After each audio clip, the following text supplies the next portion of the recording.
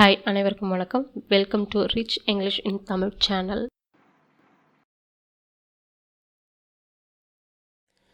Hi hall.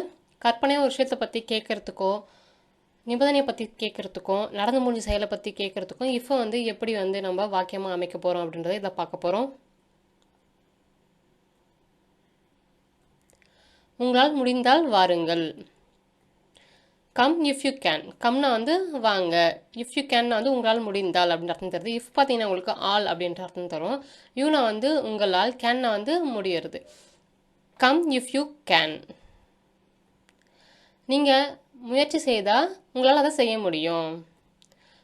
You can do it if you try. You can டூனா உங்களால் செய்ய முடியும். இட்னா அதை. இஃப் உங்களுக்கு ஆல் அப்படின்னு அர்த்தம் தருது. யூனா நீங்கள், ட்ரைனா முயற்சி செய்கிறது. You can do it if you try. If you try உங்களுக்கு பார்த்தீங்கன்னா என்ன அர்த்தம் தருதுன்னு பார்த்தீங்கன்னா நீங்கள் முயற்சி செய்தால் அப்படின்ட்டு அர்த்தம் தருது.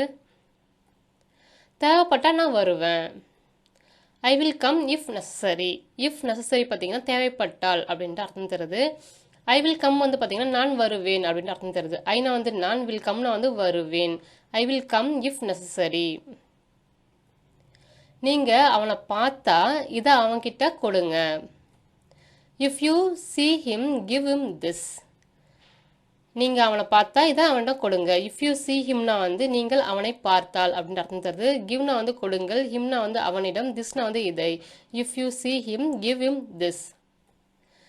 உங்களுக்கு விருப்பம் இருந்தால் வரலாம். You may come if you like.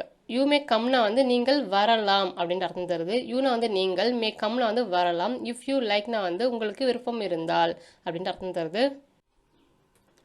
என் பெயர் தெரியுமா என்று நான் அவனிடம் கேட்டேன். I asked him if he knew my name. I asked ஹிம்னா நான் அவனிடம் இல்லை அவரிடம் கேட்டேன். இஃப் ஹீ நியூ மை நேம்னா என்னுடைய பெயர் தெரியுமா என்று. I asked him if he knew my name. அவள் வீட்டில் இருக்கிறாளா என்று உனக்கு தெரியுமா? Do you know if she is at home? Do you knowனா உங்களுக்கு தெரியுமா? If she is at homeனா அவள் வீட்டில் இருக்கிறாளா என்று. Do you know if she is at home? உங்களுக்கு ஏதாவது வேணும்னா கேட்க தயங்காதீங்க. Don't hesitate to ask if you want anything. Don't hesitateனா தயங்காதீங்க அப்படின்னு அர்த்தம் தருது. To askனா கேட்க. If you want anythingனா உங்களுக்கு ஏதாவது வேண்டுமானால். Don't hesitate to ask if you want anything. கஷ்டப்பட்டு படித்தா தேர்ச்சி பெறுவீங்க. If you study hard you will pass. If you study ஹார்ட்னா கஷ்டப்பட்டு படித்தால், நீங்கள் கஷ்டப்பட்டு படித்தால் அப்படின்ற அர்த்தம் தருது. யூனா நீங்கள், வில் பாஸ்னா தேர்ச்சி பெறுவீர்கள் அப்படின்ற அர்த்தம் தருது. If you study hard you will pass. அவன் வந்தா எத்தனை காலம் நம்ம கூட அவள் தங்குவா. If she comes how long will she stay with us. If she கம்ஸ்னா அவள் வந்தாள் அப்படின்னு அர்த்தம் தருது. ஹவு லாங்னா எத்தனை காலம். ஷீனா அவள், வில் ஸ்டேனா தங்குவாள். வித் அஸ்னா நம்முடன். If she comes how long will she stay with us. அவர் வரவில்லை என்றால் என்கிட்ட சொல்லுங்க. அவன் வரலன்னா என்கிட்ட சொல்லுங்க அப்படின்னு அர்த்தம். If he doesn't come tell me. If he doesn't கம்னா அவன் வரவில்லை என்றால் அப்படின்ட்டு அர்த்தம் தருது. டெல்மினா என்னிடம் சொல்லுங்கள். டெல்னா சொல்லுங்கள். மீனா என்னிடம். If he doesn't come tell me. நீங்கள் அவர்களை அழைச்சா அவர்கள் வருவார்கள். If you invite them they will come. நீங்கள் அவங்கள இன்வைட் பண்ணிங்கன்னா, கூப்பிட்டிங்கன்னா அவங்க வருவாங்க அப்படின்னு அர்த்தம் தருது. இஃப் யூ இன்வைட் தெம்னா நீங்கள் அவர்களை அழைத்தால் அப்படின்னு அர்த்தம் தருது. தே வில் கம். தேனா அவர்கள், வில் கம்னா வருவார்கள். If you invite them they will come. நான் பறவையாக இருந்தால் பறப்பேன். இது நம்ம கற்பனையாக சொல்கிறோம். If I were a bird I would fly. So அதுக்காக தான் பார்த்தீங்கன்னா ஐ வேர் பண்ணும்பொழுது உங்களுக்கு கற்பனையாக கேட்கறதுக்கு பயன்படும். If I were a bird I would fly. நான் பறவையாக இருந்தால் பறப்பேன். நான் உயரமாக இருந்தால் நான் கூடைப்பந்து வீரனாக இருப்பேன். இது உங்களுக்கு ஒரு கற்பனை. நான் உயரமாகவும் இல்லை, ஸோ என்னால் கூடைப்பந்து வீரனாக ஆகவும் முடியாது அப்படின்ட்டு அர்த்தம் தருது. சரிங்களா? ஸோ இதுவும் ஒரு கற்பனை.